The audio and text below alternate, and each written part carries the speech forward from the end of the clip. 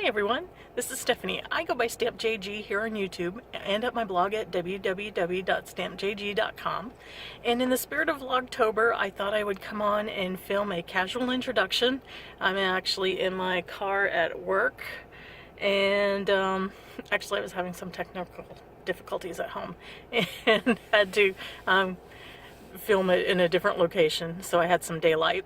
But I wanted to give you a chance to see the face or the dibble chins behind the hands, and to let you know that I really appreciate you watching the videos. I really would love to hear if there's any types of crafting videos that you wish there were more of on YouTube.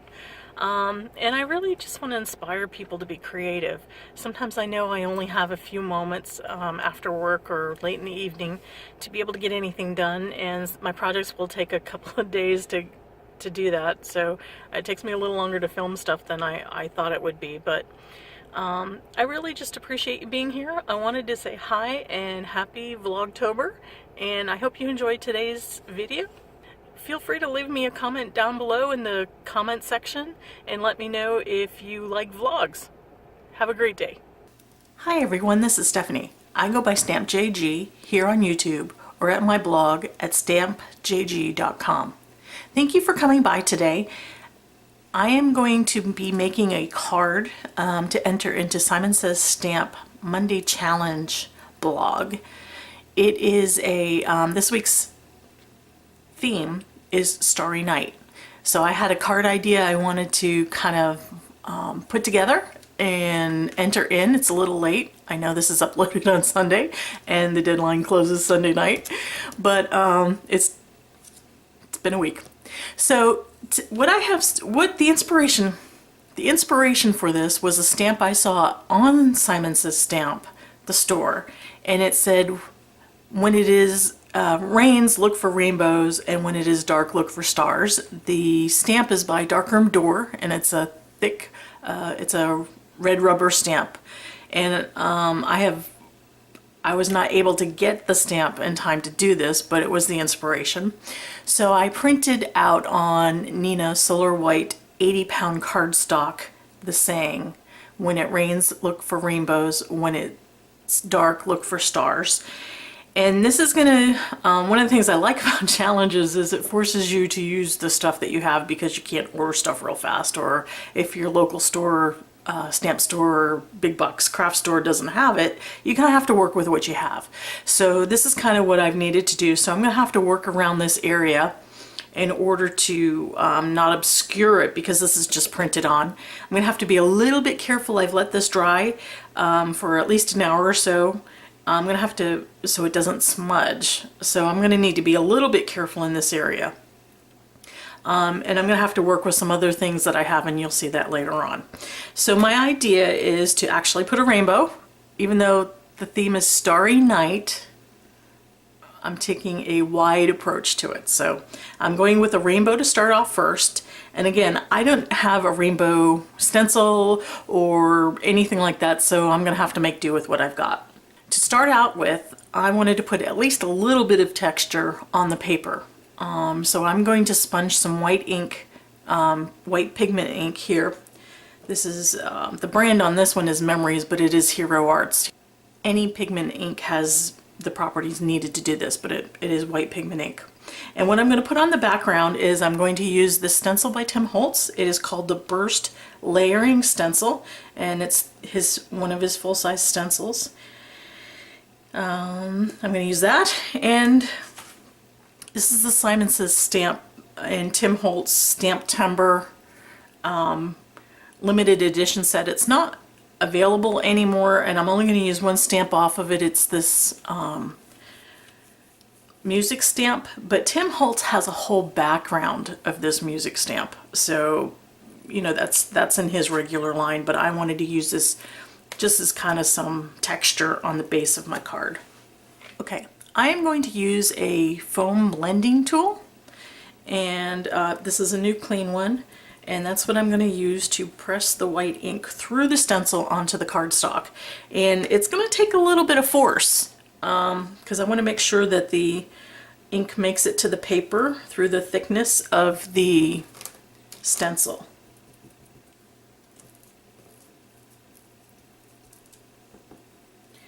I am using a pouncing motion.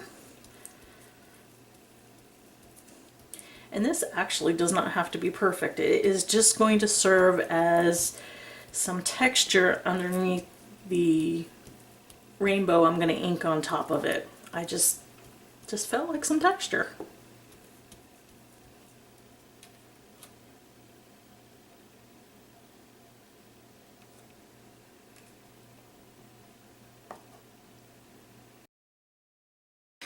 Okay, you can see I'm back and that I've heat set this on the cardstock.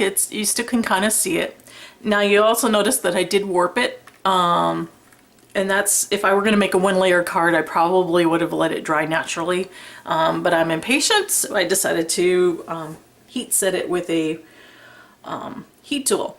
Pigment ink stays wet longer, so you usually have to heat set it unless you're looking for it to smear or blend or do something. So that's one of the reasons why I'm doing this. I wanted the ink to be dry while I sponge over it or ink over it.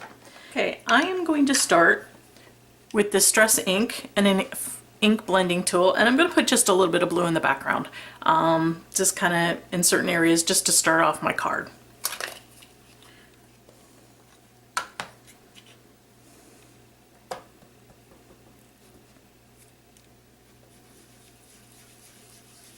And I am by no means a good ink blender. I've practiced and I never quite seem to get it.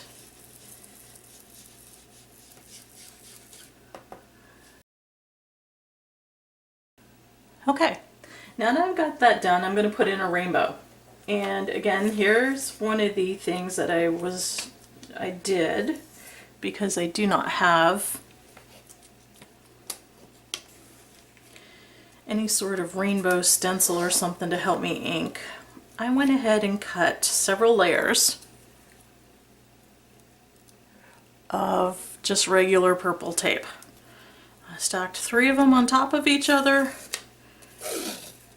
hand drew an arc, and cut it all 3 out at the same time so that they all match. It's not perfect, and I'm not looking for a perfect rainbow here. I just wanted to kind of get the idea of the rainbow. So to start off,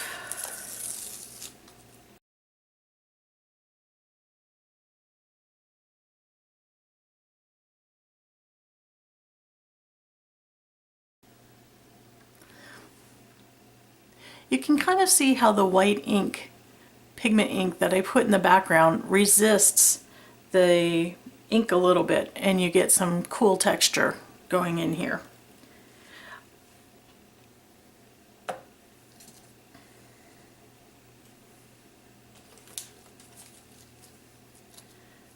Go ahead and protect the purple.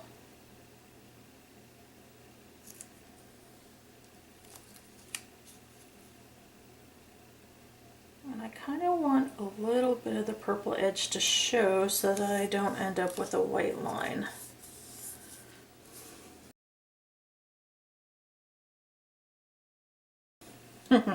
We'll see how this goes. I am going to get a little brave, and I'm going to try a little bit of black soot distress oxide on the very edges. This is where I'm not sure how this is going to turn out.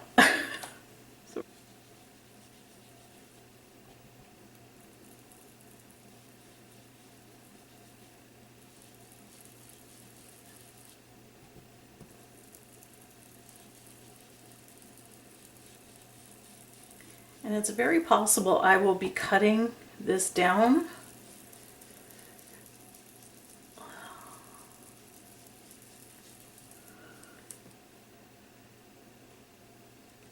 Just wanted to give a hint of a night sky. Again, the Simon Says Stamp Challenge is Starry Night. So let me zoom out. So I need a little more texture, and I'm going to use a distress sprayer to put spray.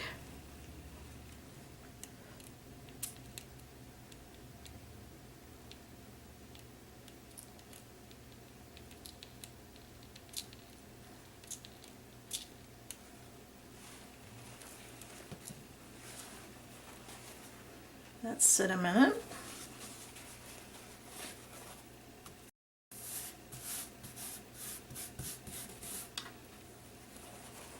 It's good, but I need a little more.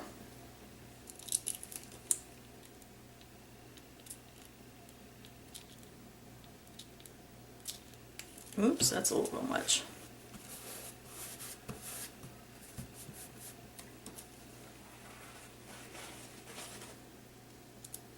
Might be easy to go overboard with this. What do you think?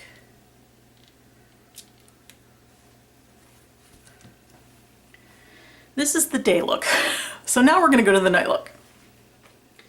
For the night look, what I decided to do is go ahead and do glow in the dark. And I tried a few different products before I was able to find just at my local craft store. This is glow in the dark powder. It's in the glitter section.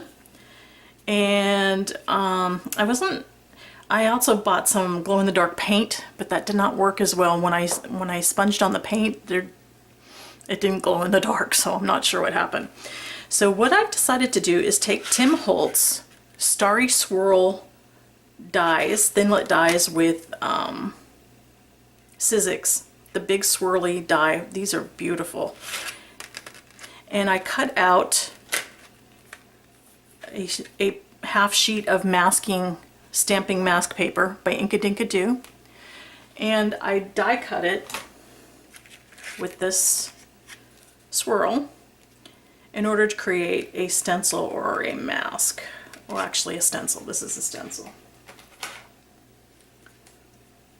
The idea is to follow the rainbow a little bit with some stars. How I'm going to do this is with glue. I'm not 100% sure of the glue I wanted to use, but since I've got this, I'm going to try it.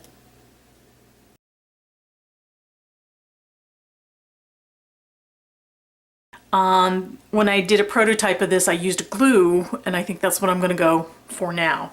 Is this? There's a little bit of dry collage medium on the background here. You can't really see it, so I'm going to go ahead and try again. This time I cut the mask out of vellum.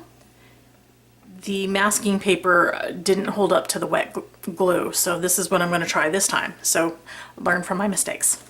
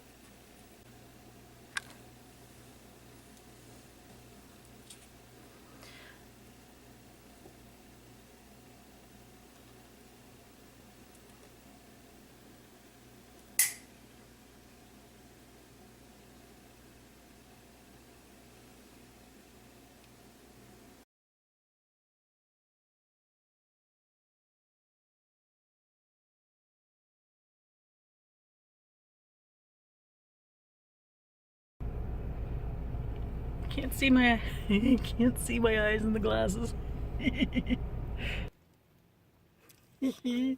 Oh yes, there will be editing. There will be editing.